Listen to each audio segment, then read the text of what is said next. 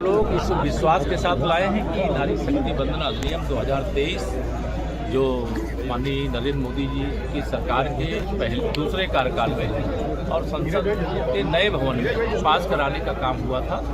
अब वह 2029 से लोकसभा के अंदर जहां विधानसभा चुनाव 29 में होंगे वहां यह मूर्त रूप ले 37% महिलाओं को आरक्षण मिले। यह भारतीय जनता पार्टी की माननीय प्रधानमंत्री श्री नरेंद्र मोदी जी की मंशा है और इसी मंशा से हम लोग इस पर चर्चा करा रहे हैं। विशेष सत्र है और सभी दलों से माननीय प्रधानमंत्री जी ने स्वयं अपील किया कि अगर आप क्रेडिट लेना चाहो ले लो, लेकिन महिलाओं का विरोध न करो, ये महिलाओं का हक है तो मिलना चाहिए। देखिए, श्री अखिलेश यादव जी वोट बैंक की राजनीति कर रहे हैं, मुस्लिम तुष्टीकरण की राजनीति कर रहे हैं।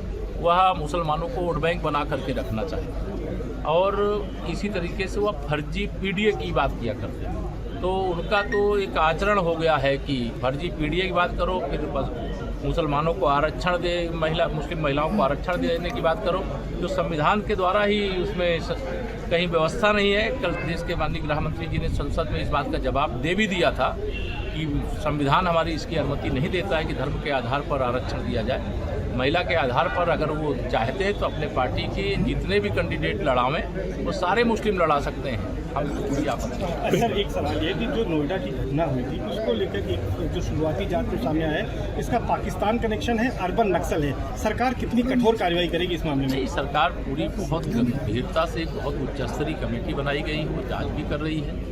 जो हमारे श्रमिक भाई बहन हैं उनके हितों को, जो सेवा प्रदाता हैं उनके हितों को, दोनों के हितों को ध्यान में रख करके एक जो बेस्ट से बेस्ट समाधान हो सकता है उसको निकालने का प्रयास हो रहा है। लेकिन किसी को कानून व्यवस्था से खिलवाड़ करने की अनुमति उत्तर प्रदेश की धरती में, चाहे वो नोएडा हो या प्रदेश का कोई जिला, नहीं दी जा सकती। तो पश्चिम बंगाल की क्या स्थिति है? पश्चिम बंगाल में उल्टी गिनती शुरू हो गई है। पश्चिम बंगाल में बहुत बड़े अंतर से भारतीय जनता पार्टी का कमल पहली बार खिलने जा रहा है। हमारी पहली बार पश्चिम बंगाल में बड़े बहुमत से सरकार बनी। प्रियंका गांधी का कहना है कि भाजपा महिला पे आरक्षण वो कर रही, राजनीति कर रही है। भाजपा ही ने इसका विरोध किया था, महिला आरक्षण भी था। तो वो राजनीति कर लेना। कल तो माननीय प्रधानमंत्री जी से बड़ा हमारे दल में कौन नेता है? स्वयं देश के माननीय प्रधानमंत्री जी ने संसद में कहा कि कांग्रेस अगर इसका क्रेडिट लेना चाहती ले ले, कि हम समर्थन दे करके महिलाओं का हक दिलाने में साथ दिए हैं। विरोध करेंगे तो महिलाओं के द्वारा सजा भी इनको मिलेगी, समर्थन करेंगे तो शायद किसी को सजा नहीं मिलेगी, सबको आशीर्वाद मिलेगा। उन्होंने कहा भाजपा ही ने पहले विरोध किया था इसका। भाजपा इसका विरोध नहीं करती, भाजपा समर्थन करती। विरोध करने वाले उस समय भी सपाई थे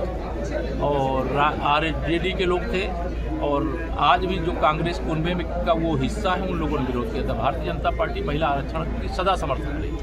आपके राज्य की खबरें, आपके शहर की खबरें सबसे पहले जानने के लिए देखते रहें अमर उजाला। चैनल को सब्सक्राइब जरूर कर लें और पाएं हर अपडेट।